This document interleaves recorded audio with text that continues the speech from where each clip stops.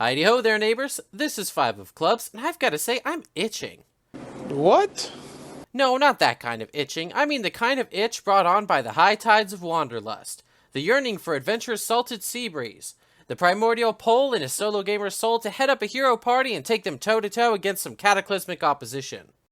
At times like this, sometimes a simpleton like me just needs to kick back and battle a boss or two. And with this new tabletop simulator demo for the upcoming Aeon Trespass campaign, now is a perfect time to do just that. For those unaware, Aeon Trespass Odyssey is a 1 to 4 player cooperative boss battling adventure board game. The setting of the game places players back in time to a fictionalized ancient Greece, a Greece beset by massive otherrealmly invaders called primordials and a fallen Greek pantheon powerless to oppose them. Many mortals fell to fear and despair in the vast shadows cast by these god-besting behemoths, but not the Argonauts. Armed with a massive Argo city ship and mysterious, towering mech-like titans, the Argonauts will valiantly attempt to do what their deities could not, oppose these abominations and save the mortal world. Aeon Trespass bears more than a few recognizable parallels to the big bad grandfather of boss battling board games, Kingdom Death Monster. From the artistic square-laden showdown board, to the dual AI hit location monster decks, to the D10 based combat system, and even the minimalistic design of its monolithic box, one could be forgiven for the impression that Aeon Trespass appears to be a Kingdom Death clone. However, one peek past this veneer of visual similarity reveals that Aeon Trespass aims to chisel its own identity out of the rock from which the Plane of Stone Faces came. Introducing new twists to the boss battler genre, like the inverted combat paradigm where players and bosses get stronger as damage is accrued, the escalation mechanic which changes the monster's deck throughout the course of battle, assist-style tokens that add depth and mitigation options to the order of combat, and so on, it quickly becomes clear that Aeon Trespass aims for innovation, not imitation. Having completed Aeon Trespass Odyssey's first campaign cycle myself, I've got to say it's been an awesome ride. We've thoroughly enjoyed the story so far, filled to the brim with teasers, twists, and tussles that imperiled and intrigued us at every turn. It's one of those special games where, when you begrudgingly manage to stop playing long enough for a meal, your mealtime conversation naturally revolves around what new gear you want to build, where you think you should go next, and what narrative implications are involved with recent events.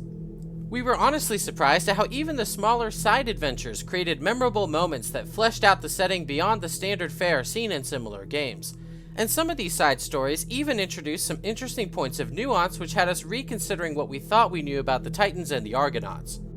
Suffice it to say, we're glad we bought our ticket for the Argo in the first Kickstarter, and thankfully, those who want to hop aboard the next Argo voyage will have a chance to do so with the second edition reprint portion of the upcoming Kickstarter.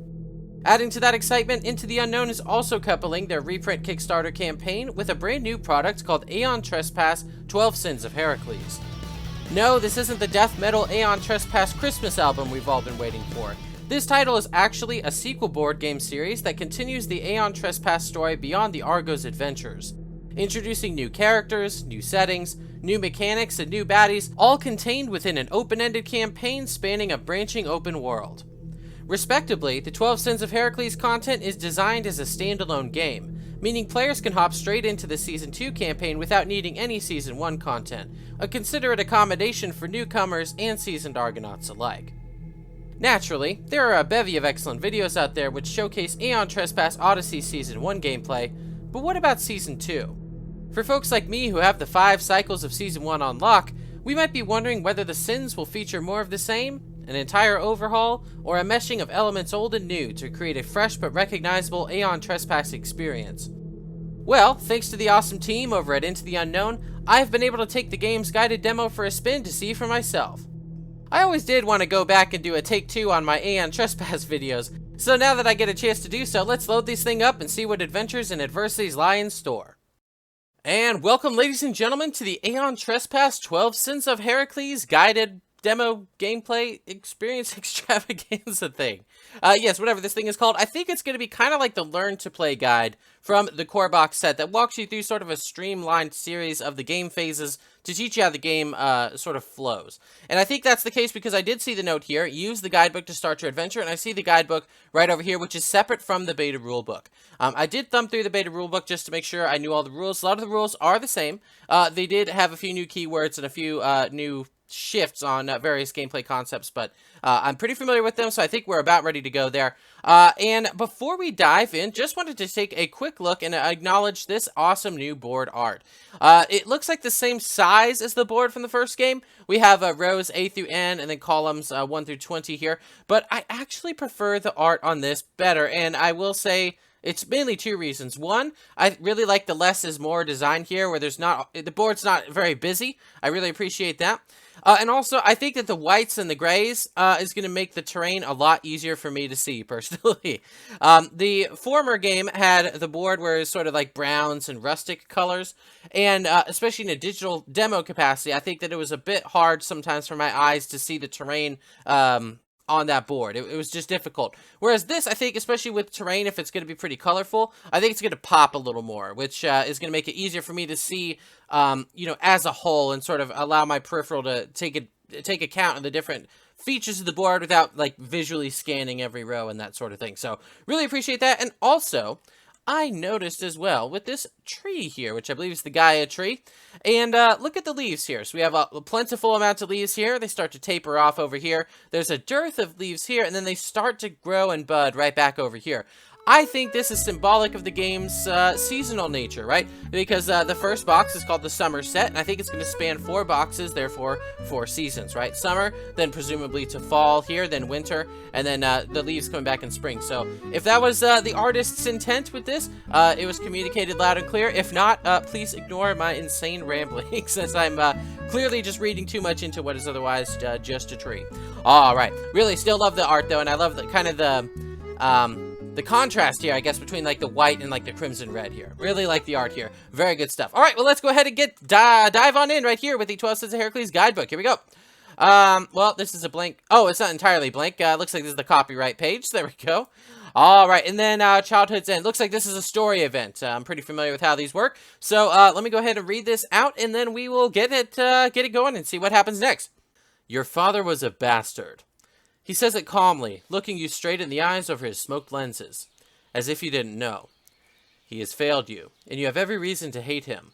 I won't tell you not to, and I won't tell you you're wrong. I will tell you to get in line. Because here's the thing. Your father failed a hell of a lot of people.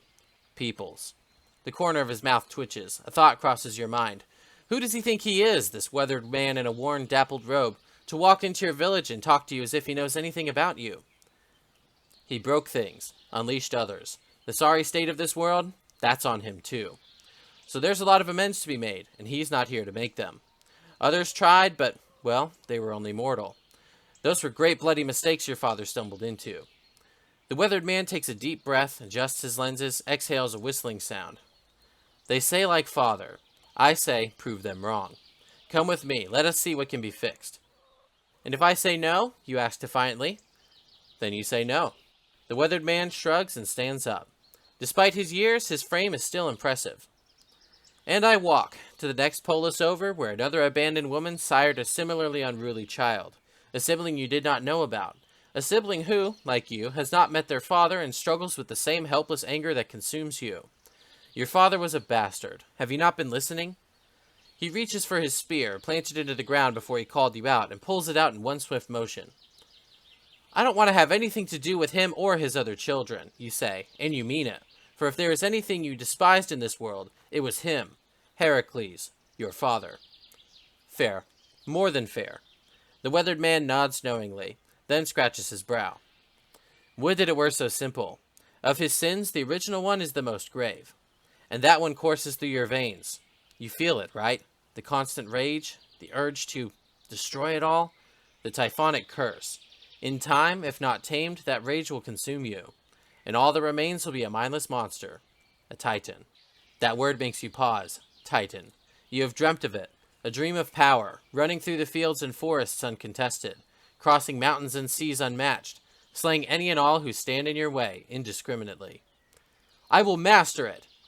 The man gives you a different kind of look. After a second, he shakes his head. No. You see a special kind of disappointment in his eyes. In you, he sees himself. You take a step back, suddenly shaken. Besides, he adds as he turns away, ready to move on, just as he said he would. Your time has run out. Your father's gone. And all of those people, they want revenge too. and they'll be coming for the next best thing. You. How do you think I found you? With that, he leaves. You stand there, watching as he ascends the slopes of your village, the only world you've ever known. The blistering summer sun moves sluggishly across the sky. Leaves rustle in the wind. The man's brightly colored tunic flutters. Wait, you shout as you catch up to him. Who are you, anyway? Who am I? He says, taking pleasure in every measured word. I'm your father's best friend. Best friend, you think, as you stare down the gargantuan, bristling monstrosity climbing the crooked Nemean spire. That was his pitch back then, and it worked, too. And now you are here, doing this. The primordial, larger than a temple, could slay a mortal with its very presence. But you are not a mortal, are you? Not now, anyways. You are now a titan. Humanity's worst enemy, humanity's last hope. You look sideways to your newly discovered siblings, similarly cursed. That kind of best friend, huh? There is no more time to think. The Lion Eater descends upon you. Okay, I guess we're about to dive into a battle here, and let's just take a quick peek here. Welcome to the Aeon Trespass 12 Sins of Herakles preview. In a moment, you will proceed to a curated gameplay experience where you will battle with a ferocious Nemean Lion Eater, see an introduction to the new journey mechanics, and prepare for a rematch. The first battle's already been set up for you, and the demo will guide you through it. Has it? Doesn't look like it yet. Maybe it'll get set up for us somehow. Let's see. Yes, indeed. If any questions or uncertainties arise, check out the rulebook that you can find to the left side of the battle board. Ready? Well, I think it's actually the right side of the battle board, given that it's over here. Maybe it changed between the time they wrote this and the time they've released it. Ready? Then dive in. Learn through struggle and prevail. Click on the Lion Eater Level 0 button below. I bet that sets up the battle, huh? Let's see. Yep, level 0 battle loaded. Here we go. The battle is set up. There we go. How about that? Makes it nice and simple. That's pretty cool. Throughout this guidebook, you'll find more buttons that lead you through it, including one here that says End of Battle 0. After you resolve this battle, come back here and click End of Battle 0 button. Okay, cool. So, yes, this is a very guided experience, which is going to make it really simple. I think that's really good. Very awesome. Well, let's go ahead and get this set up. First thing we need to do is place our Titans out on the board. What I like to do is I like to clone each of these ones because having the miniatures next to who the characters represent really helps me out to visually distinguish. So I'm going to put the gray one right there, maybe the red one up here. Then we'll put the green one here. Boop. And the blue one right down here. There we go. Alright, so we are at our starting positions. That's what these little tokens represent. And these out here, I think, are terrain tiles, despite the fact that they actually look like map tiles with the numbers on the back. From the first game, these look a lot like the map tiles. I think these are terrain tiles. If that's the case, maybe they're like dual use, right? So maybe they are actually map tiles, but they're also doubling as terrain tiles, which, if that's the case, that's pretty cool. Excellent use of components. Very efficient there. Yes, indeed. In fact, we actually have the terrain tile right here. Tall grass. 2x2 square. Obscuring for Titans only. Obscuring means that it interacts with line of sight. So basically, when two figures are inside of the shared obscuring terrain, they can see each other, but things that are outside of that obscuring terrain cannot see in. Usually the things that are inside the obscuring terrain, however, can see out to the main board. So I guess it's like tall grass, right? So this is, I guess, a bit like the White Lion demo, now that I think about it. Maybe we could hide in this grass and get out of the view of the Nemean Lion Eaters. So there we go. Pretty familiar elements there. However, look at this. All connected tall grass tiles are considered a single terrain tile. So these are more like tall grass clusters, I guess you could say. So this is one big tile. That's one big tile. Okay, so that makes sense, right? If maybe the monster was in this, if we were in here, we'd be able to see the monster from within. So that makes a lot of sense. Perfect. Very good. When the primordial is fully on tall grass tiles, if not attacked from a vantage point, it gains +2 to its 2-hit value. Okay.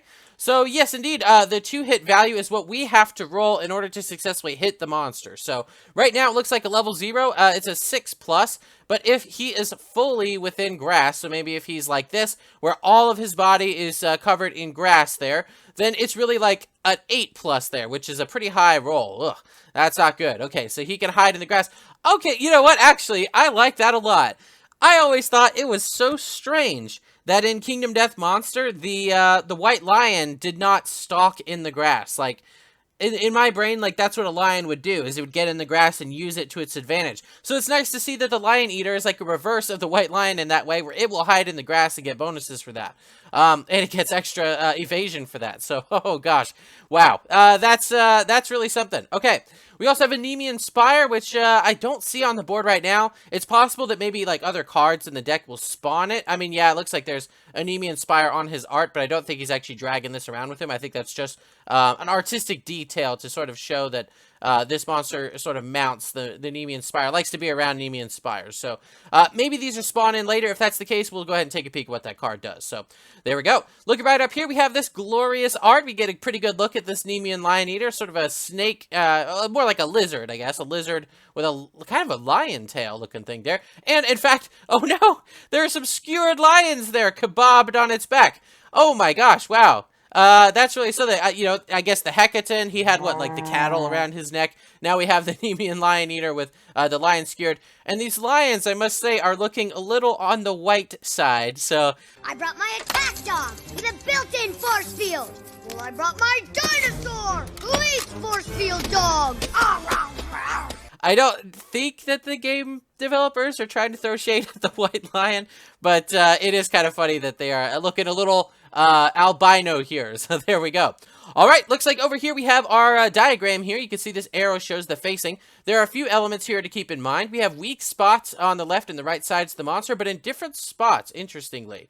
So I guess, let me sort of do this if I flip it this way. So like the top left is a weak spot, and the bottom right is a weak spot. Now, these are not active from the start of the battle. Usually, these are unlocked by doing critical wounds to certain hit locations, and those open up the weak spots, which usually give you, like, benefits to when you attack from those spots. So, like, maybe we critically wound, I don't know, its paw or its claw or something, and that becomes a weak point that we can take advantage of for future attacks. So, that's sort of the idea there. We also have our rear spots marked by this R, which are actually blind spots as well. Those give us two benefits. The first is that the monster will sort of consider them out of line of sight for any figures that occupy blind spots, unless it specifically targets the blind spot. So, a good place to hide maybe people we don't want to get attacked. There you go. Additionally, when you attack from blind spot, you get +1 to your precision. So, this 6+, when you would attack, is almost like you have to roll a 5+ instead, because you get +1 to your precision, which is pretty cool. So, definitely probably going to try and use that as much as we can. Very good. Very Kingdom Death sort of there. I remember some of the Cycle 1 monsters didn't really have a lot of the blind spot bonuses. They had rear spots, but because they weren't blind, you didn't get that bonus here. So it's nice to see that the first monster is going to give us the benefit of the blind spot back there. Very good. We are fighting a level 0 Lion Eater, which is listed right here. It is 6+ to hit normally, unless you're in the blind spot. It's a 5+ from there. He has 6 points of movement, not too bad, and 6 health. So we have to deal 6 wounds to him in order to take him down. He also has a Runt trait, which is listed right here. Ignore the Lion Eater turns to face the most Titans in the hide keyword. And then ignore the little eyeball icon on Lion Eater cards. And I got some clarification as well. There are some cards that have a keyword that says swallow on it. And that is explained, I noticed, down here in the level 1 Titans, or the level 1 Primordial Battle. They did say you actually ignore the swallow keyword should you see it as well. So, for the level 0 anyway. But level 1, yeah, he's definitely going to be doing some of that. Alright, additionally, there is one other trait that's listed right here. -1 to this little image right here. What that means is that each of these body parts are going to have some sort of armor value. Maybe like this one, which is a 5. So, in reality, when we're attacking this, because this is active, it's doing -1 to that armor. Really, we're going to treat it as though this is actually a 4. And then if that's at 4, we treat it like a 3, and so on. So that's sort of the idea there. Give that a shuffle, to be fair. All right. Well, there we go. So he's going to be slightly easier on us, and that's pretty good because I know we don't have a whole lot of weapons or armor or anything. So let's just take a quick peek down here. We have Herakles Type 2 Titans, which are the starting Titan forms. Now, those of you who played the first game are going to be pretty familiar with the stats here because they're basically identical to the starting Dreamwalker Titan from the first game, right? We got 5 points of movement whenever we do moves. We get to add 1 red die when resolving wound attempts. There you go. We have the Rush ability at 2 or more danger, which means 2 or more damage, that we could spend a point of fate and our move and attack to resolve sort of a special attack type here.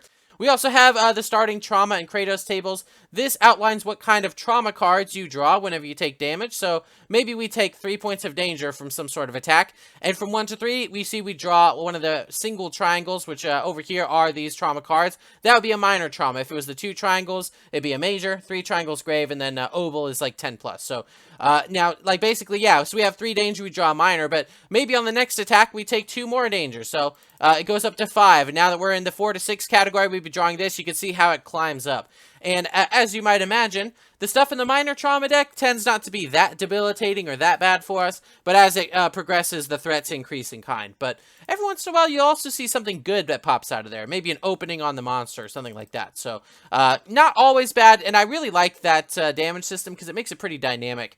Instead of just reducing everything to the clinical calculus of like hit points and armor points and that sort of thing. It gives a cinematic element to the battles, I think. So very cool.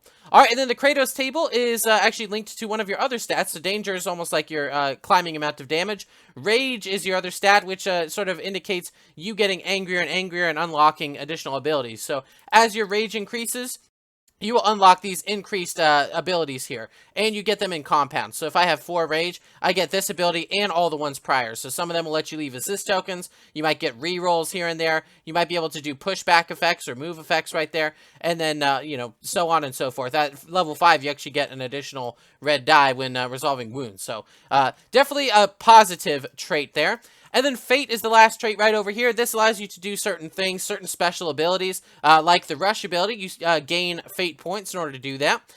You are able to gain Fate points to do rerolls. You're able to do it for various different expenditures. So we'll cover those as they occur in gameplay, but just suffice it to say, allows you a bit of mitigation and a bit of access to special abilities. So that's the way that it breaks down. And I will say, as far as all these traits go, they're pretty good until you get to 9. 9 is like the danger number across any of these. As you can see, these things rise, like danger rises, rage rises. And when you get to 9s and above, that's when problems happen, right? So we know here for danger, if you're at 10 plus, you start drawing obol cards, which pretty much at that point, you know, you're getting cards that say you live or you die or something like that. So definitely very dangerous, but all these decks have their own dangers there. As you increase in rage, if your Titan gets too angry, it sort of gets out of control and is sort of, I guess in the first game, I'm not sure how the thematics work in this one, but in the first game, you were sort of like casting your consciousness into Titans, and they sort of reject you and go on a berserk and like run off, and you kind of lose the Titan.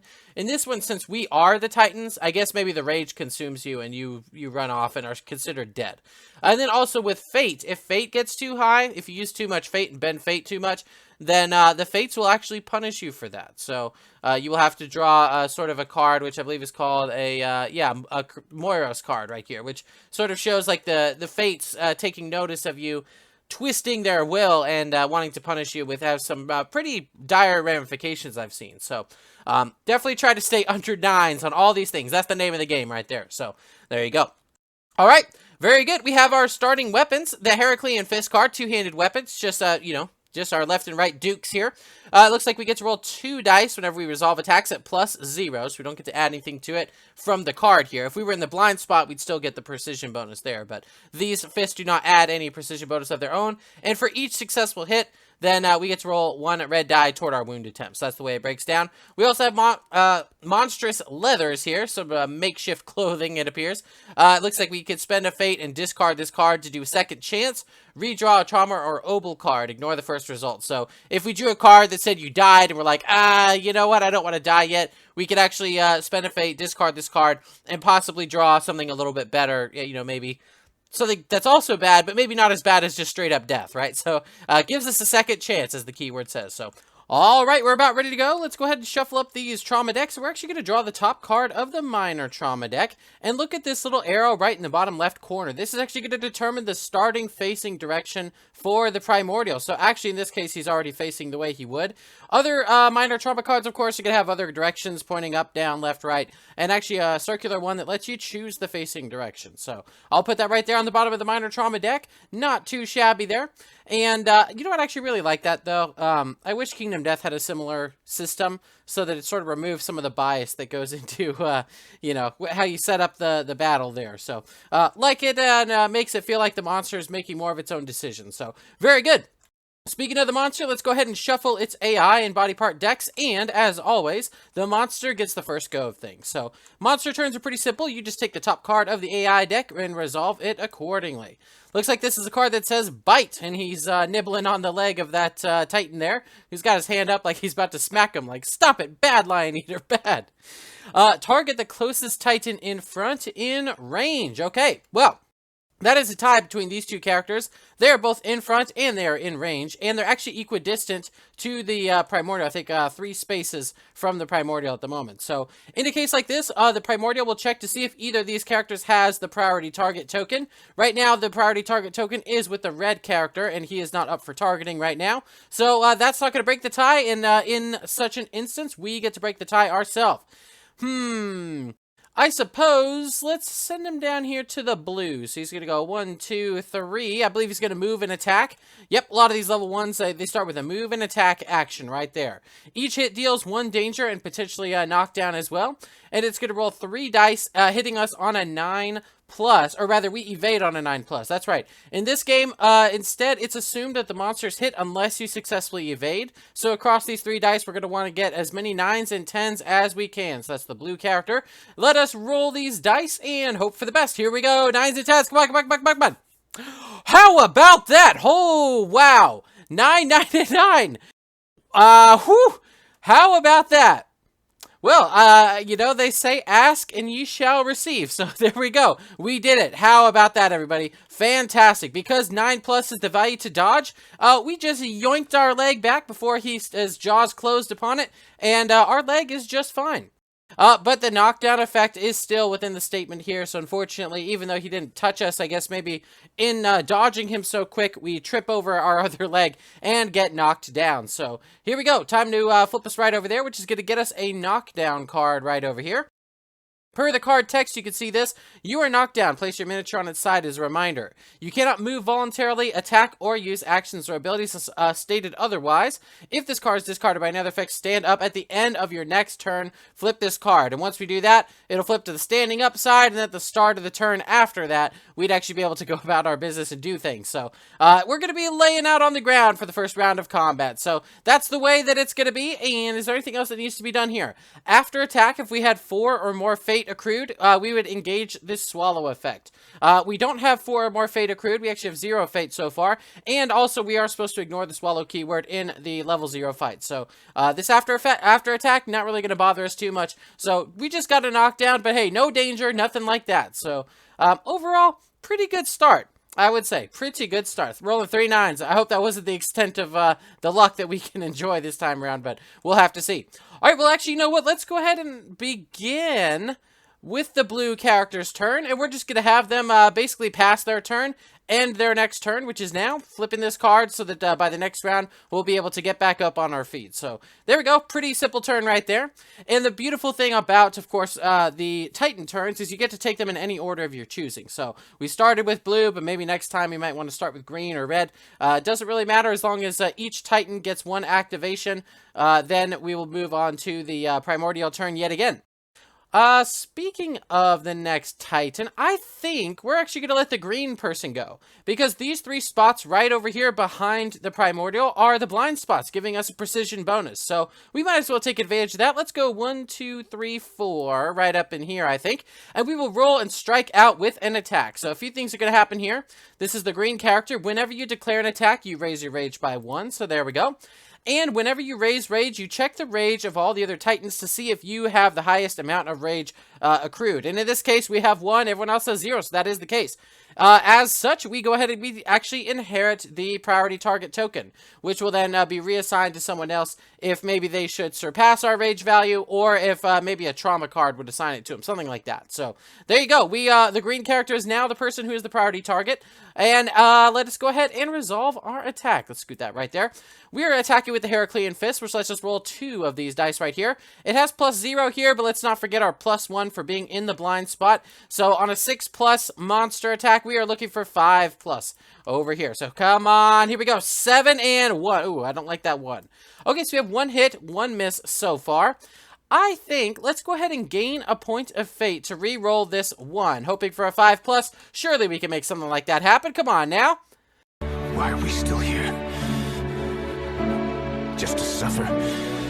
Oh, it was a 10, and then it just tipped over to the 4. So, wow. Okay, well, we did our reroll, and you're only allowed to reroll a die once per instance. So, unfortunately, I cannot reroll this one again. So, too bad, but hey, we do have one hit, which is going to net us 1 red die, as you can see, 1 per hit, and we have 1 red die for being a Heracles type 2 Titan as well. These are the dice we're going to use for wounds, but what are we trying to wound? Let's find out. A loose tooth, which actually only has an armor value of 2, which with the -1 armor value, or -1 armor modifier up here, is actually only a value of 1. That's not so bad. It does have a fail condition here, which is swallow, and actually, if the eyeball effects were in play, this would actually become an instinct. Oh, interesting.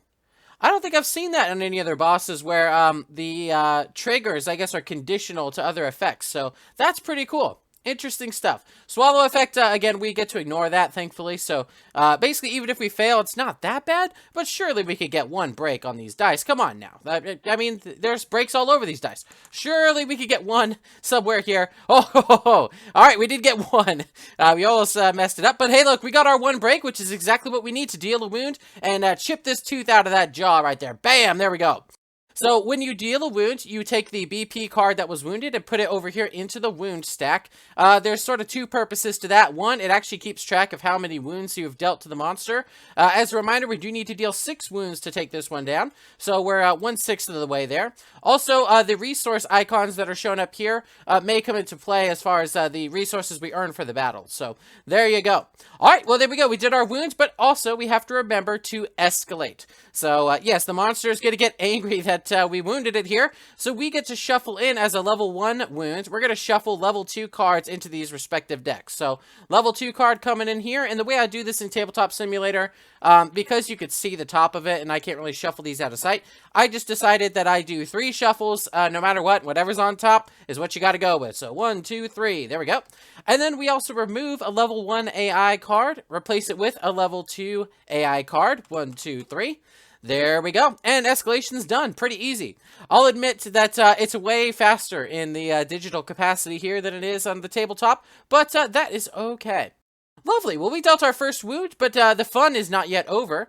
At the end of our attack, we also get to leave some assist tokens behind. As you can see, having 1 rage, we get to leave either a break token or a precision token.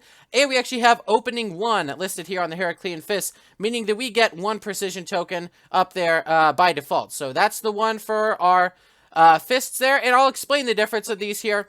The opening token reduces the 2-hit difficulty there. So let's say we had maybe 2 of these in here. If I went with both of these, that 6+ is really a 4+ when I'm rolling for my next attack, or if I'm in the blind spot, it's actually a 3+, which is pretty crazy. Now, on the other side, so that basically helps you to score the hit. The break token helps you to score the wound. So, if I had 1 or 2 of these in there, actually, this die roll is a pretty good example. You see this little triangle right here? So, right now, this is only 1 wound, and let's say that our next hit location, we need to deal 2 wounds worth of scratches. Well, this roll ain't gonna cut it, because that's just 1.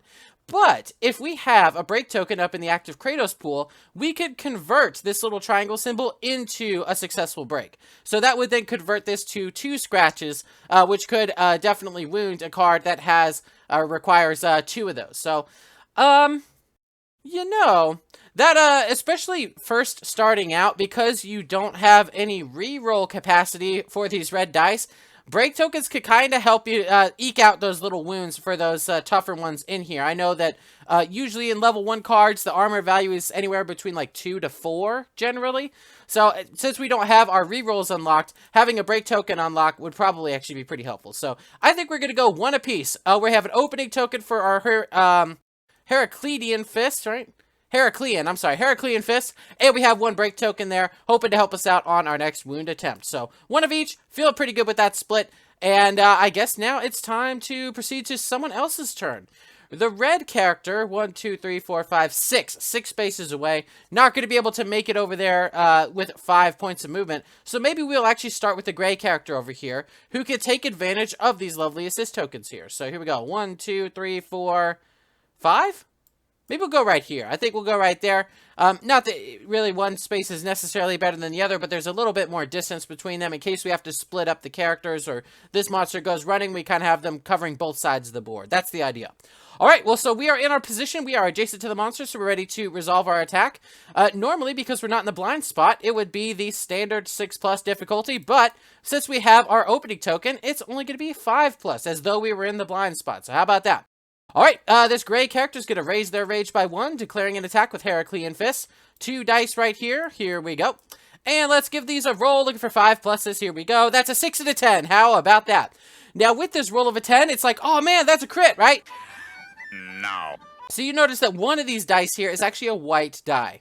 This is actually known as the crit die, and it determines whether crit successes or crit fails are applied. So if I rolled all these dice, I got 10s on all these different things, but this one over here was a 9. Then even though I got a bunch of 10s, not going to be a crit. But inversely, if I roll a 10 over here and I get like a bunch of 1s over here, also not so bad, because that's still good. I mean, it is bad, but you'd still get the critical chance because the crit die resulted in a 10. So that's the way it works. I'm not going to bother re-rolling the 6 because I'm still satisfied with that being a hit. If I re-roll, for all I know, I could get a 1 or a 2. So these are 2 hits, and I am happy with that. Let's see what we are trying to hit here. We have a muscular tail. Here we go, and it's looking pretty slender there. I guess that's probably this thing over here. Ugh, kind of freaky snake-looking, lizard-looking thing.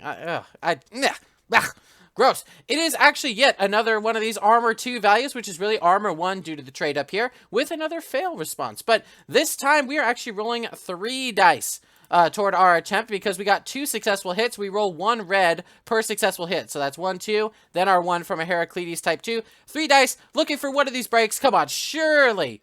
There we go. That's beautiful. How about that? 3, and actually with the potential, we can even make it 4. How about that? Overkill. We just destroyed this tail. Bam! There we go. Again, we will do another escalation, so we'll take a level 2 card. 1, 2, 3.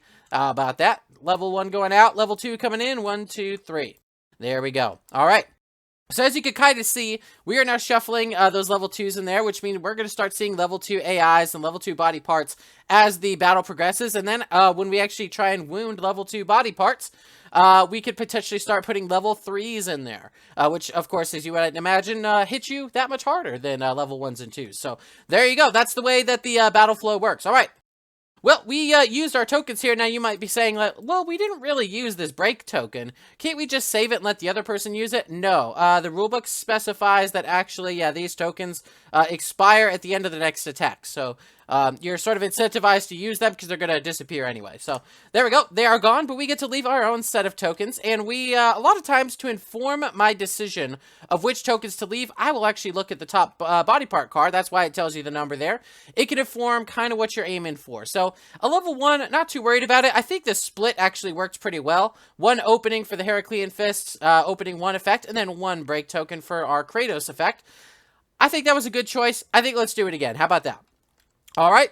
That turn is over with now. Mr. Red is there. Of course, he can't reach this primordial, so we're going to go 1, 2, 3, 4, right over there. And we're just going to call it good. He's just going to kick back, relax, maybe enjoy the smell of the breeze across the grass here. But, yep, not really going to be too bothered with any sort of beating the monster or getting beaten in return for any body parts there. So, there we go. That is all for Titans. Of course, this one only just got to flip its knockdown card, so pretty simple turn for the blue, but everyone else is gone. It's time for the monster to go, and actually, thankfully, it's level 1 at the top here, so hopefully not too bad. Pounce! Oh, yep, there we go. I love, I'm not sure what that is in his hand there. Look, maybe it's like a pickaxe or something, but I always wish it was like a piece of meat where he's like luring the diving beast over to bite it. Like, here you go, eat this instead. Target the closest Titan in front in range. So in front and in range. In front are all these sort of rows and columns in front of the miniature, and there's only 1 Titan that's there. So unfortunately, our poor blue friend is probably going to get bopped yet again. Move and attack. If you have 3 or more fate, you roll an extra dice. So rather than rolling 2 dice for 10 plus, you'd be rolling 3 dice for 10 plus on the evasion. So, and then potentially knockdown. We're already knocked down, so it's not really that much of a problem. And then after attack. But we'll deal with that once we get there. So we have to roll 2 dice here looking for 10 plus. I think I mean, if these both got to be 10, I would start to think that there's some cheating going on. 8 and 3. Okay, yeah, that makes more sense. If we wanted to, we could raise our fate to re-roll one or both of these dice. I don't think so. I mean, 1 in 10 chance is pretty slim odds, and we got really lucky dodging the first one, so at this point, I think I'm ready to just take a little bit of damage and save that fate maybe for something a bit more dire. How about that? Alright, each hit deals 1 point of danger, so with 2 hits coming our way, that's going to bring us to danger 2, and as we can see from our trauma chart here, that's going to net us a minor trauma card. So we'll draw the top card here, and it'll tell us what is the consequences of taking this pounce here. Let's see. Sign of the Wolf. Summer cycle only. Spawn the adversary. Well, this is a demo, so I don't think the adversary exists, and we don't have a map to spawn it to, even if it did. So, this is actually not going to work, but, or not really going to do much of anything. It's kind of a neutral card, does much of nothing. But, interestingly, maybe a little bit of teasers for what kind of monsters we might see here. So, it's a wolf-type adversary, huh? Interesting. I'll keep that in mind. So, there we go. Not bad, not great. It just was kind of ambivalent there. It will try to knock us down, but we are already knocked down, so you can't knock down someone who's already knocked down. After attack, hide in the closest bush. Now, I'm going to go ahead and pull up the keyword here in the glossary. Nope, that's not it. Here we go. Hide. Hide closest or hide furthest. Lion Eater moves to the indicated tall grass terrain tile cluster it is not currently on. Place the Lion Eater in such a way that it is fully on those tiles. Then Lion Eater turns to face the most Titans. Okay, so it is currently on or touching this cluster. So he's either going to go to this, or this is probably one of the closest. Let's see. That's 1, 2, 3 spaces away to this one. 1, 2, 3 spaces away to that one. 1, 2, 3, 4 spaces to this one. So this one's out of the running. It's sort of a tie between these two. I guess he's already facing this direction, so maybe we'll have him go. He's looking at that bush, and it's looking like a great hiding spot. So he's going to move 1, 2, 3, 4, 5, 6. I did receive clarification that for the hide resolution, whenever you resolve that keyword, it actually is considered to have infinite movement, so counting out the movement didn't really matter. Because there's also ones that are like hide furthest, so if he was here and you resolved hide furthest, he'd go all the way over here. 6 spaces of movement isn't going to get him there, but they did clarify as well that it's supposed to be infinite movement for hide, so there you go. Something to keep in mind, but during his movement of going there, he stomped and trampled right over our friend in the blue, of course. So, unfortunately, that means that we are going to resolve an effect called Crash, where Primordials crashes over one of the Titans there. That would actually knock the Titan down. They're already knocked down, and net them 1 point of danger. Now you might be saying, well, with that danger, that means another trauma card, right? No. The rulebook says that you only take trauma cards as a result of a primordial attack. So, not incidental damage from crashing or colliding with, terrain, or getting hit responses or hit locations that say, gain 2 danger, because that's unsourced damage. So the rulebook specifies that it only happens within the confines of the effects of an attack. So or of the attack itself. So each hit deals 1 danger, so those hits are part of the attack that's dealing danger. You get trauma cards for those, but not that. It's a kind of a technical rule, but actually it really, I think, positively affects balance if you follow that rule correctly. So, something to keep in mind for everyone out there. Okay, well there he is. He's over there in the bush, and because we know we ignore the Lion Eater turns to face the most Titan part of the hide keyword, he's going to stay facing the right side of the map here. So, there we go. Well, he is in a really unfortunate spot. For 2 reasons. One, he is hidden inside of this tall grass cluster, and as you can see here, when the Primordial is fully on tall grass tiles, if not attacked from a vantage point, it gains +2 to its 2-hit value. So, say goodbye to that 6+, it's really an 8+ from within this grass. But thankfully, we do have the at least 1 precision to help offset that. So, looking like hits on the 7+. Next hit location is a level 1, so maybe we'll get lucky with like a lower level 1, like a level 3. I guess you've already seen both level 2s, so, or armor 2, armor 3, not level, but we've seen those, so could get lucky. Not really thinking I'm going to bank on it, though. But one other thing, though, is that this is obscuring terrain, meaning that those of us outside of this terrain cluster cannot actually see figures inside this terrain cluster. So, thematically, you could think about it. This monster's kind of crouched down in the bushes, so we know it's in there somewhere, but we don't have the ability to be able to, like, target it from outside here. So, maybe if I moved up to one of these spots, I couldn't attack it from the blind spot, because it is obscuring right now. We need to get inside the grass to be able to see it. So, I think let's start with the gray character this time. How about that?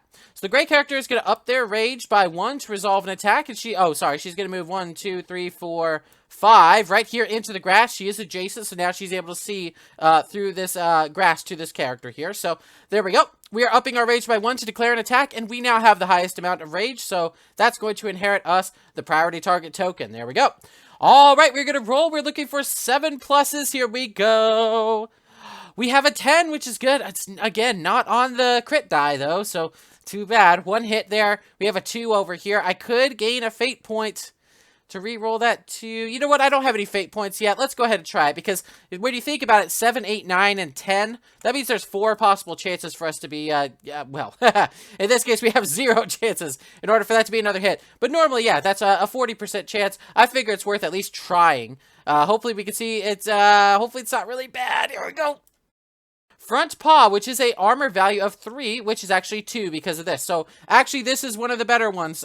Since we've expended both 2s, this is about the best result we could have gotten from a level 1. So there we go. And let's not forget, of course, we do have a break token. So we're going to roll 2 dice, though, right here. But let's just take a quick peek. Now that we are at rage level 2, not only do we get to leave one of these tokens, we now have the option to do a re-roll of one of the red dice. So if on this roll we don't get what we need, we have at least 1 re-roll that could possibly help. 1, 2, and actually, bam, right there, we got a 3. So we actually have everything we need right there, which is actually what I was kind of hoping would happen, and I'll show you why in just a second. So we got everything we need right there. That is going to result in a successful wound. Bam, right there. Level 2 card coming in. 1, 2, 3. Uh-oh. Shuffled a level 2 to the top. That's not good.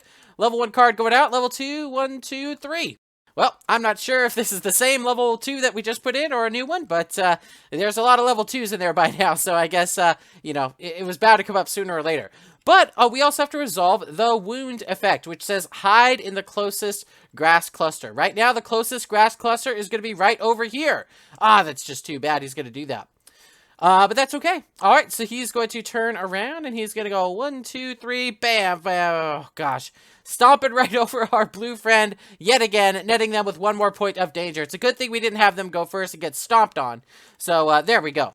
All right, so he went and hid, which is really unfortunate because the other effect at Rage 2 is pushback. 1 space. So I could, if this monster was still over here, I could have moved forward, pushed it out 1 space, exposing this part of the monster, which then negates this ability right here, where when the primordial is fully on grass terrain tiles, it gains that benefit. It would not be fully on that at that point, meaning we essentially would reveal it to those people on the board.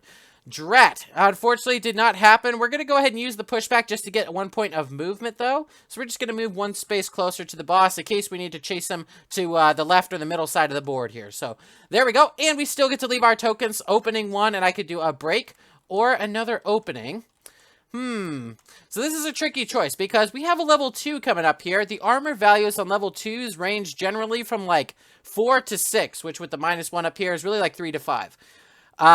So I have and enjoy comfort of having break tokens because it's really hard to get, really wound those, especially early in the game, without break tokens there to help you out. Gosh, but the thing that's complicating it is the fact that the monster is, hanging out in the bush here. So because he's hanging out in the bush, he is going to be that much harder to hit. We can't get to his blind spot or anything like that. So, yikes, this is a problem. We need to push him out of the bush if we can. But we need to offset, because we can't get the blind spot, we're going to need to offset the +2 bonus he's getting there. And that 7+, it didn't work out too well over here. We ended up missing one of them. Yikes. I don't feel like either option is that good, but I'm going to go with 2 openings this time to offset the bush, I think. The bush effect. So basically, we're hitting on a 6+ at that point. So, hopefully that'll help. We'll have to see. All right, there we go. Done over here. Now it's time for the blue character to go, and blue has not gone yet. Actually, let's think about this. What I was hoping is I could send the blue character down here. They can attack and then shove and use pushback to possibly move this guy out of the grass. But the problem is, blue didn't attack last time, so their first attack is going to get them 1 rage. They're not going to have the pushback ability yet. I'm going to do something kind of crazy. I'm going to do something a little bit crazy. I'm actually going to let the green character go. We're going to go 1, 2 right here, I think. And we're going to actually strike out at the frontal flank of this monster here. All right, that's going to bring us to 2 rage, and we're going to attack here, hitting on a 6+. What do we got? That's a 1 and a 9. Okay, the 1 is no good. That would be a critical fail, but we look at our stuff here and see if anything has crit fail effects. It does not, and thankfully we are able to re-roll it by gaining a fate. So, gaining 1 point of fate, let's go ahead and try and get something a little better, please! They ask you how you are, you just have to say that you're fine when you're not really fine, but you just can't get into it because they would never understand. No! It was an 8 and now it's a 4. Come on, what was that? Oh, so we got 1 hit. That's letting us roll 2 reds against a level 4. Ooh, I don't like those odds. You know what? Actually, it is probably the lowest level 4, which is a 4, which is actually a 3 here. So we got 3 as the armor value. Does have a fail response, which would become an instinct if we were resolving the eyeball effects. We are not. Wow. So it's possible, just unlikely. Let's go ahead and roll and see what happens here.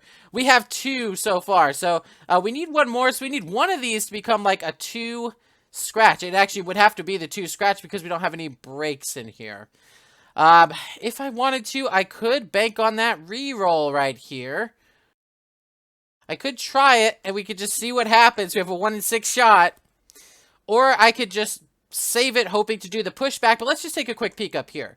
We know the fail response is going to knock us down and give us 2 dangers, so you know what? I'm not going to get to use the pushback anyway, because I'm going to get knocked down if I just let this go through. So, you know what? At this point, I think there's only 1 choice. We have to try that reroll, and everybody, let's cross our fingers and hope for the best.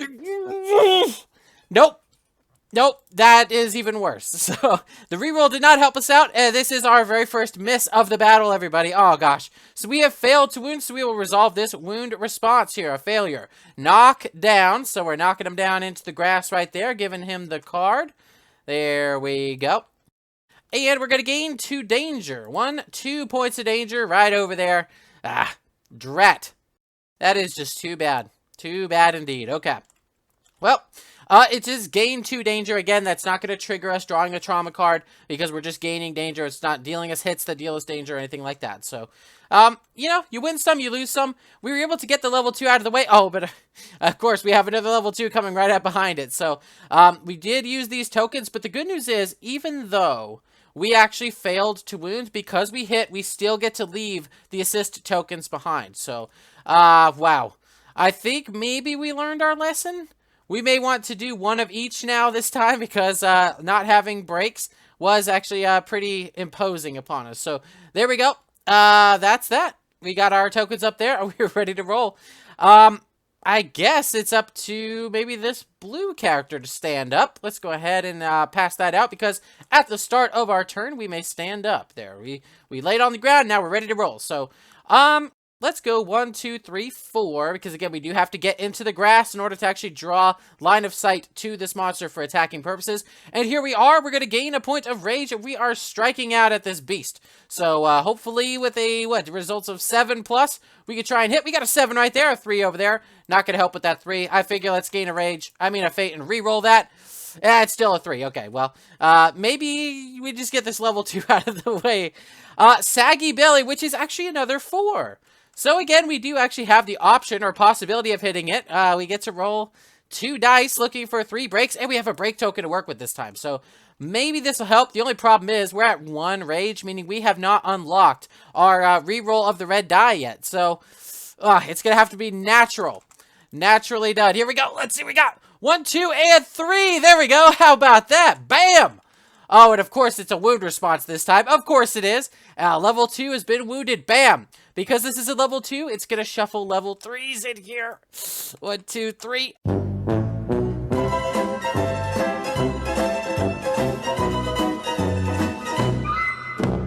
Oh, no! And of course, we shuffle it right to the top. Level 2 going out here, and a level 3 coming in. 1, 2, 3. Okay, not a level 3 AI at the very least, but a level 3 body part next? Oh my gosh. Yeah, oof.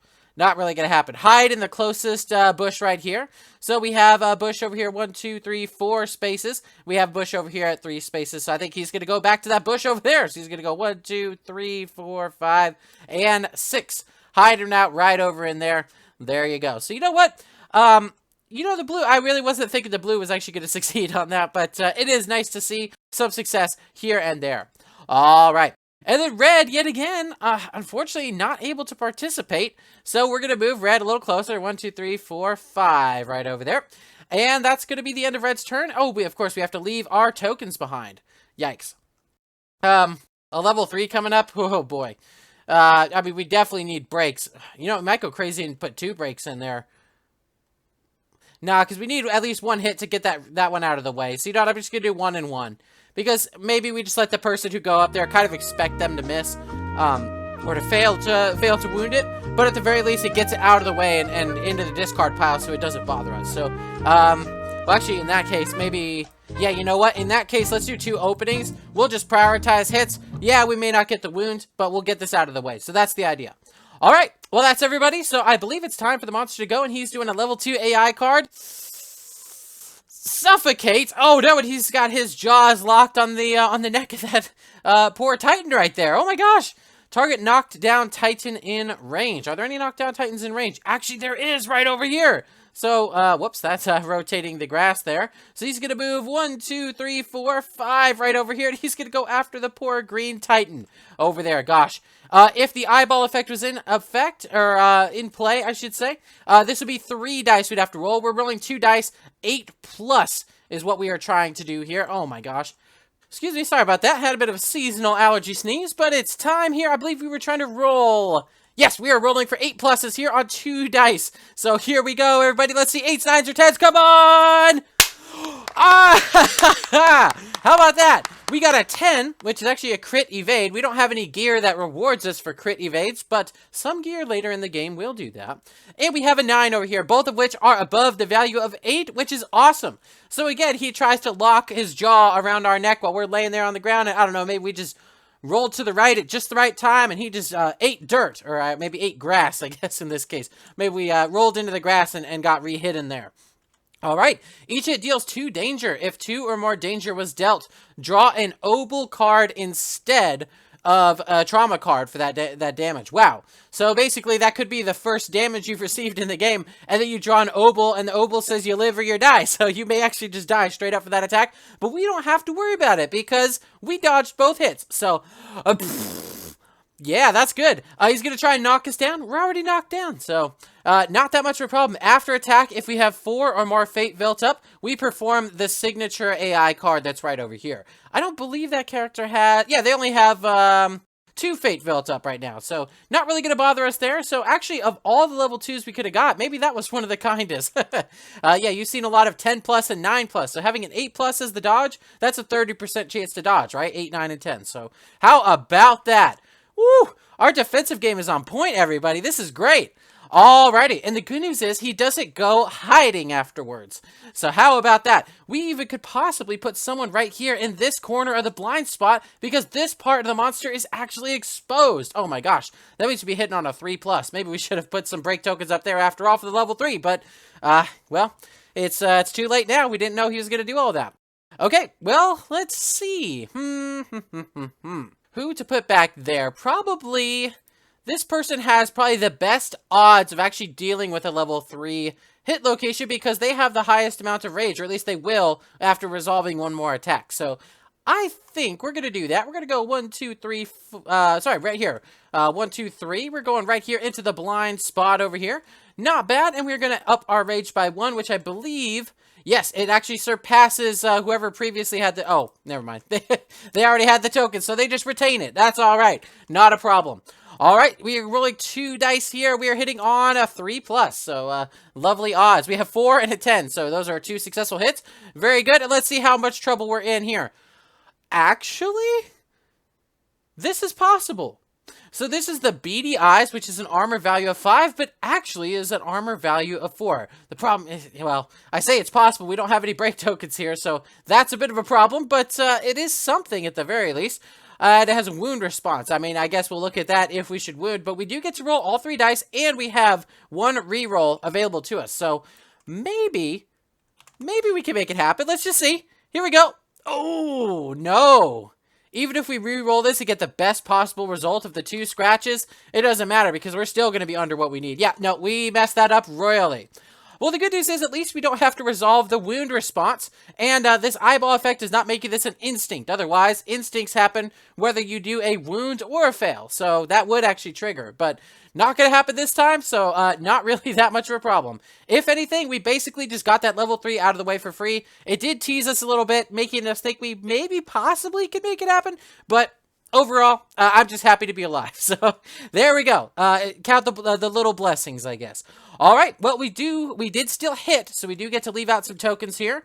Let's see. We have, well, we have opening 1, and then we get to leave either 2 opening tokens, 2 breaks, or an opening and a break from the Kratos table here. So let's just count this out real quick. We have 1 opening for our fists. It's a level 1 coming up here. He's not hidden right now, so it's not like we have to overcome much of this.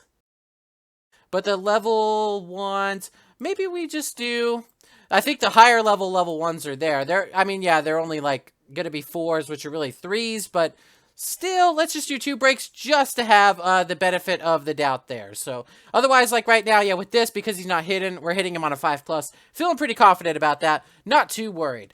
All right. Well, thank you, Herakles Type 2 Gray. It's kind of weird that each of these titans is called Herakles Type 2 instead of, you know, having the names. I guess the names are really driven by these characters, like Theramakos over here, doing that wound attempt. So there you go. All right, well, here we go. Let's see, who should we have go next? Perhaps we may, you know, I don't know. We could have blue go right here. It's a level 1 card, so maybe we'll have blue go. Or we could actually have the red character go. They haven't had any chance to attack. So, like, you know what? Yeah, they've been left out of this fight, and they're feeling a little down about that. So maybe we'll scoot right over here to the center, and we're going to try and swing out at this monster. Getting 1 point of rage because we're declaring an attack, and we roll our dice hitting on a 5+. What do we got? 5 and 9. How about that? 2 lovely hits. That's beautiful. Elbow Spike, which has an armor value of 4, which again is really a 3 right there. But 2 break tokens, making it nice and easy, hopefully. We do get to roll all 3 dice as a fail response, but hopefully we will not have to deal any bit of that. So let us roll these here and see some good numbers. 1, 2, and we have 2 breaks here, bringing it up to 4. So even without the -1, we would successfully wound this Elbow Spike. Bam! There you go. How about that? 5 wounds. Gosh, 5 wounds out of 6. 1, 2, 3. Oh, we shuffled a level 1 to the top. Oh my gosh. The 3 shuffle rule, everybody. That's the way to play this game in Tabletop Simulator. All right. 1, 2, 3. Perfect. How about that? All right. Well, we use these over here. So now it's time to leave some tokens of our own. That was our first time. So we get 1 opening and then we get to choose here. What the heck? It's a level 1. We did pretty good on the splits before. I think 1 opening, 1 break has seen us through many a trial in this battle so far. And I think next, let's have blue go. And blue can attack from here, here, or here. I'm not sure it makes a huge difference, but maybe we'll just attack right here. How about that? If we were playing Kingdom Death, we might be able to do a synchronized strike over here. How about that? All right, and we are getting 1 point of rage, which thankfully is going to get us 1 re-roll possibly, if we should need it. And, of the red, I should say. And hopefully with that, we could close out the match, but let's go ahead and see what happens. Rolling, rolling, rolling. We have a 5 and a 4. Okay, so the 5 does work because we do have 1 opening token right there. The 4 does not work yet, so we're going to have to re-roll that. But I'm feeling good about it. I'm feeling good.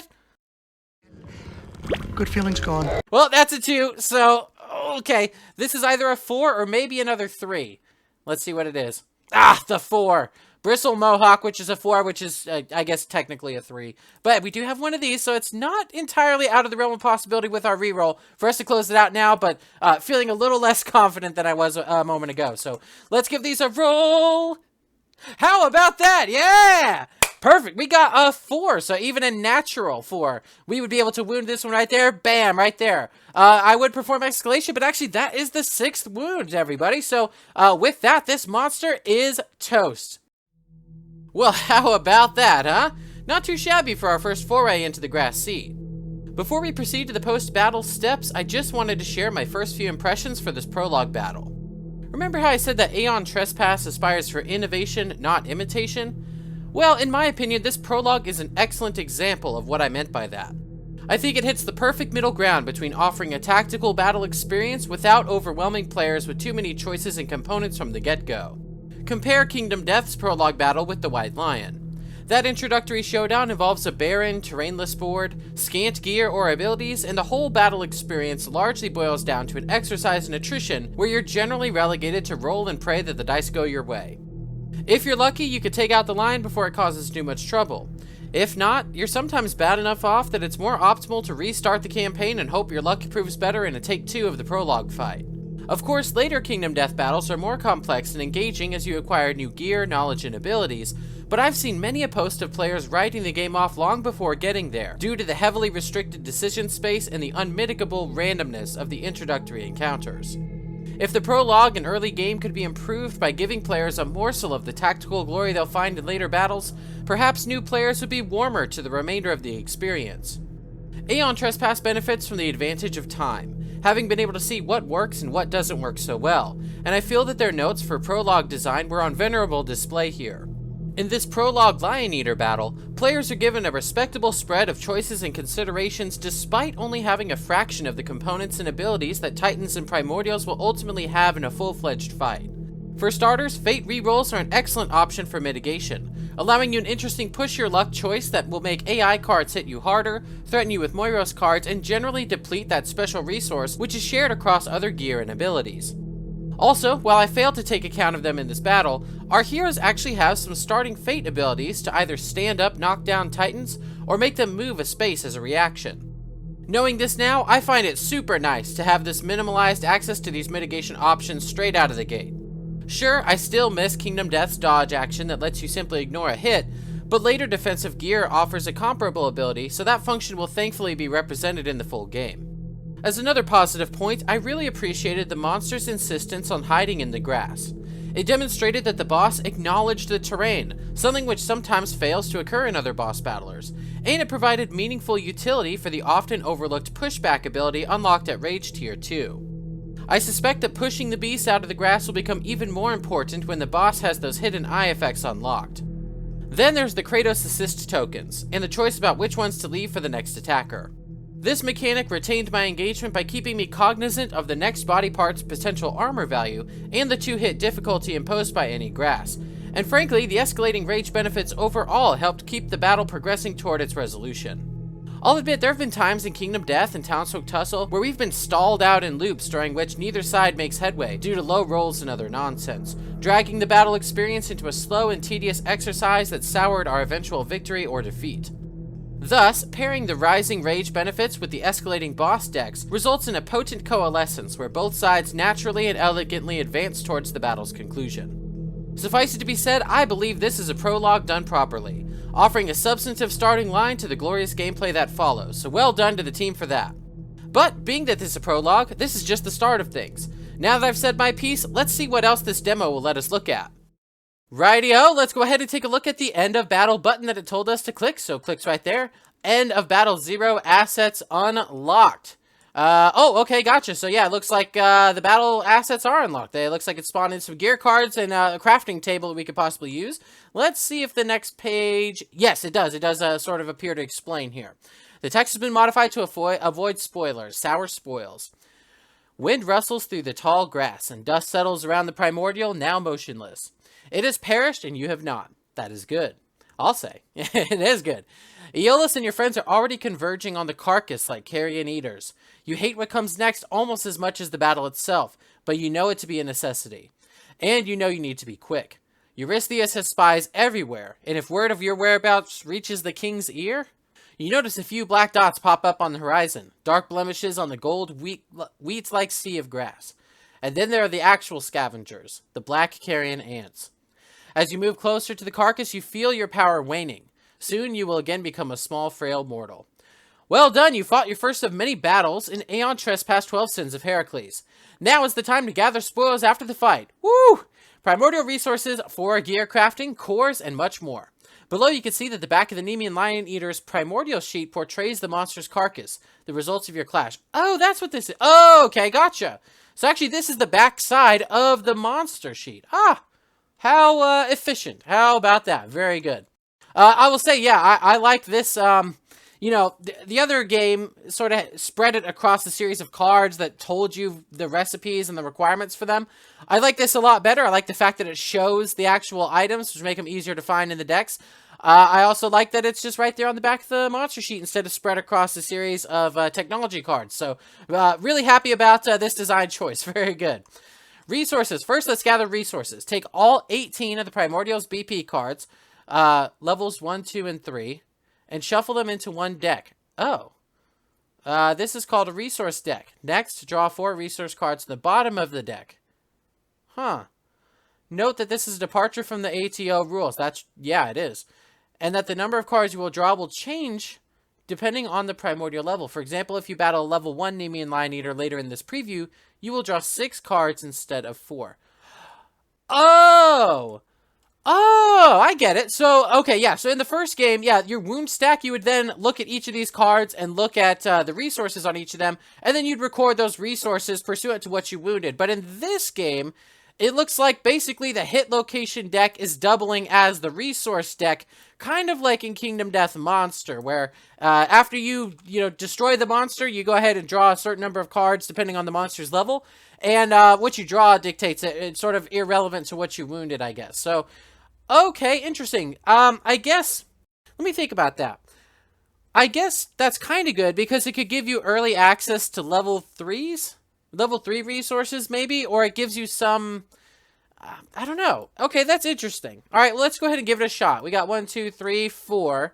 Oh, and I see you draw it from the bottom of the deck so that you don't, like, purposely try and shuffle this to get good ones on top. Okay, I think I get it. So what do we got? We got the front paw, which is a bone, and it looks like some sort of, well, I guess like a claw there, like the paw has there. We have an elbow spike, which is a bone and another claw right over there. We have a white... Oh, no. A white lion snack! Oh, the white lion. Oh, it is a white lion. How about that? That is, woo. Well, Poots, look away. Don't look. Oh, don't look at what they've done to your boy. All right, that looks like it's, a claw and then, maybe, muscle?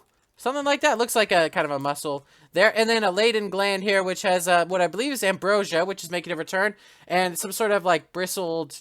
Maybe it's like a bristled feathers or something like that. Not quite sure what that is, but these are the resources for the 4 cards that we drew. Now, what do we do next? So let's take a look. These cards you've drawn have resources denoted in the upper right corner. These are the resources you managed to scavenge. In just a moment, you will use them to craft gear. However, Carcass Delve. The Mirai are fickle mistresses and rarely deal the resources you need the most. Later in the game, you may influence the draw with critical wounds, carving weapons, and more. However, it may still not be enough. Thankfully, you are not at the mercy of the fates. You forge your own luck. Huh. After gaining resources, but before crafting, you have the option to go on a Carcass Delve. See the Carcass Delve track on the right side of the Primordial sheet. The Carcass Delve is a mechanic that lets you gamble something, in the case of the Lion Eater, one of your resource cards, for a chance to gain something, like a resource redraw, a bonus resource card, a specific resource, a primordial core, and more. To perform a Carcass Delve, place one of your resource cards you've just drawn before you and roll the number of power dice denoted on the Carcass Delve track on the Primordial sheet. If you roll power equal to or higher than the value in the gate space of the level 1 reward, you may gain the bonus shown to the right of it or continue delving. If you continue, you will roll again, this time trying to match or beat the power from the level 2 gate. Okay. If you succeed, you will get all the bonuses from the current and all prior levels. You may continue to delve as long as there are higher levels to the particular Carcass Delve. However, as soon as you fail to roll enough power, roll lower than the current power gate, you will lose all bonuses you gained up to this point, as well as the resource card, and suffer the loss effect shown at the top of the Carcass Delve track. In the case of the Lion Eater, a random Titan will gain +3 danger. I get it! So it's like a push your luck sort of thing. Here we go, yeah, so it shows the 3 dice up here, so you'll roll it, and if we get 2 or more breaks, then we unlock this, which is a resource redraw. Oh! So maybe... Okay, now I get it. Now I get why they do the body parts the way that, or the resources the way they do it now. Because it's sort of like, these are the things we could tear off the monster real quick before those, like, evil ants get here. And it's not like we have our giant city ship that we get to, like, load this carcass up and have our time extracting it efficiently. We have to sort of, like, grab stuff and run, I guess, with this.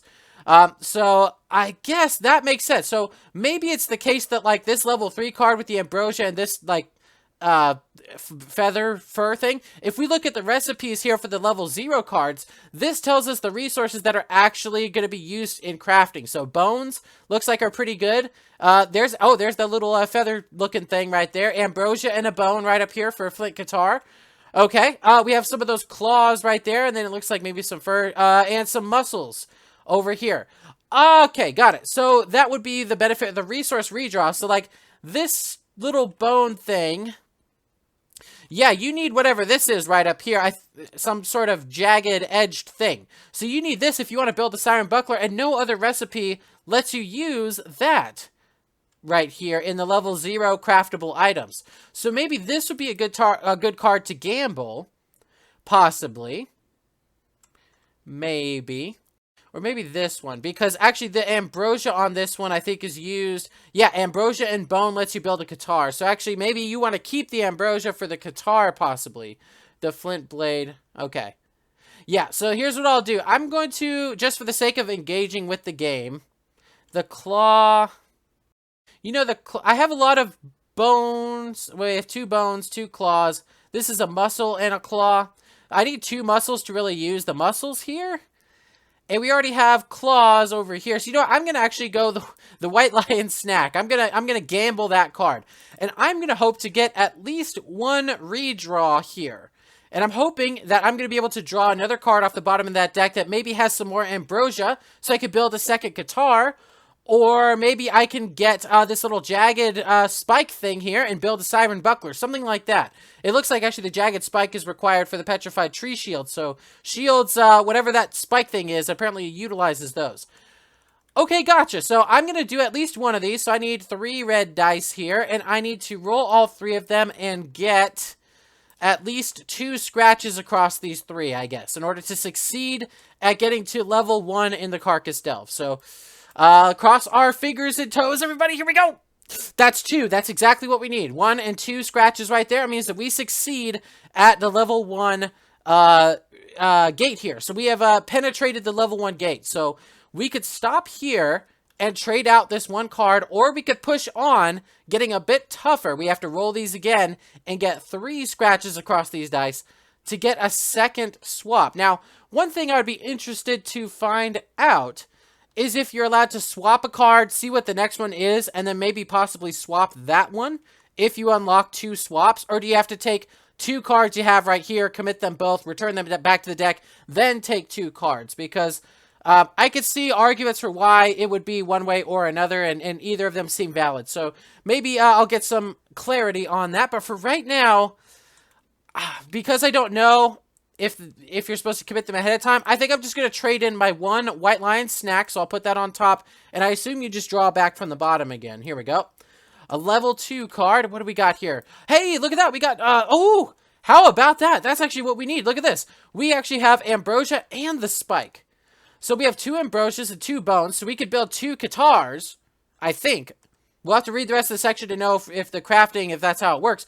And we can even build a siren buckler. Oh, man. Wow. Okay, cool. Let's go ahead and continue reading. Let's just make sure we're not getting crazy here. If you decide to stop delving after a successful roll, you immediately resolve all bonuses from the current and prior delve levels. Yep, we did that. In the case of Lion Eater, the first 2 levels allow you to redraw a single BP card. Return first card to the resource deck, then draw a new one. Yep, we did that. 3rd level awards you, with an additional resource, the BDI. Okay. And then, while the 4th one grants you a Lion Eater's core, which I remember cores in the first game are what you need in order to create special types of titans. So, oh, and you know what? That's actually reflected right here. In the full game, primordial cores will allow you to gain new titan forms. The case of Nemean Lion Eater, the Beastmaster. Craft or enhance powerful, unique gear, and more. Okay, so there are other uses for cores now, as well as building titans. So, good to know. Crafting. When you finish resolving the Carcass Delve, you may proceed to craft new gear for your titans. Initially, crafting is quite simple. First, check the gear that you have access to. As you fought a level 0 Lion Eater, the only gear on the first 2 columns of level 0 are available. Okay, that was actually pretty intuitively communicated here. So, I did see the level 0s up at the top, and it actually matches the iconography on this side. So, excellent design there. The colors are slightly different, but I think the general point comes across. There you go. Then simply spend the resources shown on that gear space. If you don't have enough resources between the new resource cards, the ones from your Oikos sheet, you cannot craft a particular gear card, okay, obviously. Some gear cards have a record number in the upper right corner, which means they may be recrafted into other gear down the line. If any gear has a record number denoted in its crafting as an additional cost, you must permanently lose the gear with that record number to craft it. Hold on, what? Oh, okay, I see these numbers here. I thought these maybe were like the number of copies of the card or something. Like there's 2 Qatar. Well, I guess maybe what? Is there only 1 Siren Buckler? I mean, maybe. I don't know. Okay, so, oh. Aha! So look at this, right? So this flint blade, we actually have to build the Qatar first, and then we spend the Qatar and a bone to make a flint blade. Interesting. It's like we're recycling our gear, right? In the sense that because we don't get to take the primordial with us and extract our resources, we have to be like really efficient with the ones that we have. So we have to make use of all the parts. So here we go, right? Petrified tree club, we can then shear off into a petrified tree shield. How about that? Very thematic and very interesting. It looks like the Nemean cloak. Okay, becomes the lion belt after you beat the level 1. You unlock that recipe. So how about that? That is pretty clever. Very cool. All right. After you finish crafting, you should add any resources from any of your resource cards to the Oikos sheet. Remember, and this is important, in 12 Sins of Herakles, you can craft gear only when the game allows you to by presenting gear crafting options like after each battle. Yep, because again, we do not get to take the monster with us. Actually, the art, I think, reflects this pretty well. It looks like the guys are sort of excavating from the corpse right here on the ground because, again, those ants are coming. They're going to go and they're going to rip this corpse apart and not leave much left for us. We don't have a big, nice city ship to tuck these things onto. So we have to just take what we can and go before those ants arrive. So how about that? Well, we have some stuff that we can build. My goodness, how exciting. Well, I think, let's take a look at what these flint Qatars do. One-handed weapon, you roll 2 dice, it's a +1, it does 1 red die per hit. So basically like the fists, but actually a little bit stronger with the built innate +1 precision. It actually does break 1, so unlike opening 1 that leaves an opening token, break 1 leaves a break token, so that's pretty cool. And it actually has built-in pushback. Now that's helpful. Because there were times in this last battle, as you may recall, where I wanted to push that monster out of the bush to get him unhidden and, reduce his 2-hit value. But I didn't have enough rage to do it, or I had to spend it on a reroll, that tier of rage. So having built-in pushback would be really helpful. And then there's the paired keyword. Now, those of you who are Kingdom Death fans, look at paired with suspicious eyes, because normally that means you double the speed, which means that you double the hit location responses and whatnot. But remember, in this game, even if that was the case where you're rolling extra dice, yeah, it looks like if you pair, so if you have 2 flint Qatars equipped, you'd roll an additional die, rolling 3. So in this game, though, the more dice that you hit with the weapon, the more red dice you roll, because you're only ever hitting 1 body part at a time. So speed is actually pretty good in this game to be able to roll a bunch of dice, because that just means you get to roll more reds, and that gives you more scratches, more chances to possibly wound. So paired is actually fixed in Aeon Trespass, so to speak. So really excited about that. Wow, the flint Qatar. That is definitely, I think we should probably build some of those. We have Ambrosias and Bones, 2 Ambrosias, 2 Bones. That's going to get us 2 flint Qatars. I don't think I'm going to give them both to the same person, as much fun as it would be to roll 3 of these. I think we need to spread the weapons around because, I mean, that's 4 of our resources down already. And then we have 2 claws, we have some sort of a spiky thing, and then, spiky feather, and then a big spiky thing here, which I think is required to build the Siren Buckler. So we're going to build maybe the Siren Buckler as well. Let's take a look at that. Okay. One-handed weapon, it's actually defensive as well. So on attacks, it's basically the same stats as your fist here, right? You got 2 dice plus 0 and does 1 red die per hit. You actually get +1 to your evasion stat. So, maybe a 9+ card, if it's attacking this character, is really going to be an 8+. And actually, it looks like it comes with 2 charge tokens. It does opening 1, okay, so just like the fists do. Degradable. When you become the target of an attack, discard 1 charge token. If you can't discard a charge token, discard this card instead. Oh, no! Okay. Okay, gotcha. So basically, because we are building these in sort of a makeshift fashion, I guess some of this gear is not in the best condition. And I guess we could kind of see that from the art here. It looks like there's little dents and nicks in this siren buckler. So yes, you do get the extra evasion, but actually, when you're the target of an attack, you even if it doesn't, look at this. It's just when you become the target of an attack, it doesn't even matter if you fully evade the attack. You discard it. So that's interesting. I'm not sure I really like that. If you fully evade, and in fact, actually, it rewards you for full evades right here. If you do a full evade, open to motivate 1.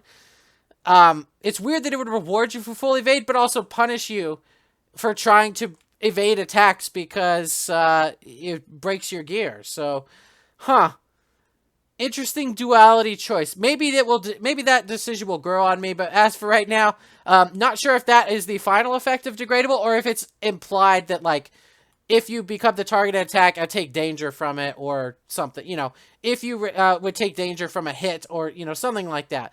The good news is it doesn't say, like, whenever you take danger. Otherwise, like, if you get knocked back into terrain and suffer crash, or if the monster stomps over you trying to get to someone else or get to a bush and suffers crash, at least that doesn't deplete the degradable gear. But, you know, in a thematic sense, maybe that would make even more sense. I'm not sure. But in any case, Siren Buckler, well, now that I know what it does, is there anything else I could possibly build? We need to build the Petrified Tree Club in order to get the tree shield.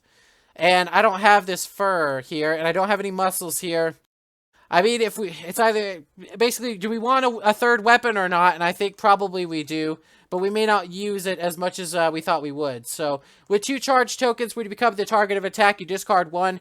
And then if you can't discard 1 token, then discard the card. So basically, we can, I guess, deal with 1 hit, 2 hits. So yeah, the first hit, we discard 1, or first target, discard 1, second target, discard 1. So it's really when we are targeted for the 3rd time, that's when this becomes trouble. But level 3s sometimes can target multiple targets, and in order for this weapon to be useful as a weapon, you actually have to be up in the monster's face because it's a melee weapon. So, yikes, a little bit of risk here, but thematically speaking, it actually does make a lot of sense. All right, well, I think we built what we needed. We got our shield. We spent all that. We have 2 claws remaining, so let's go ahead and record these over here. 2 claws, lizard-like claws going into the cargo hold. How about that? Alrighty, and then I will decide maybe who gets those gear in, I think, a subsequent episode. This actually post-battle part took a little longer than I thought it would be, and I was actually intending to do just like a full marathon where I just run through, craft my gear, and then go back in for a level 1 fight. But actually, this episode's gone longer than I was thinking for the prologue fight. I kind of thought I would be done with it, and then this part would be pretty quick, and then we just turn right around after crafting some gear. But I did read in there, it's going to tell us a little bit about the journey phase. So I think we're going to go ahead and stop this episode right here. I am going to do another episode where we're going to do the journey phase. Then we're going to go into that level 1 battle with our gear that is assigned here. So we will look forward to that on another episode. Thank y'all so much for watching. Again, as I said in my impressions, really impressed with this so far. Really have high hopes, and yeah, definitely excited to see what level 1 has in store. So tune in at that time. Thanks so much, and have a good one.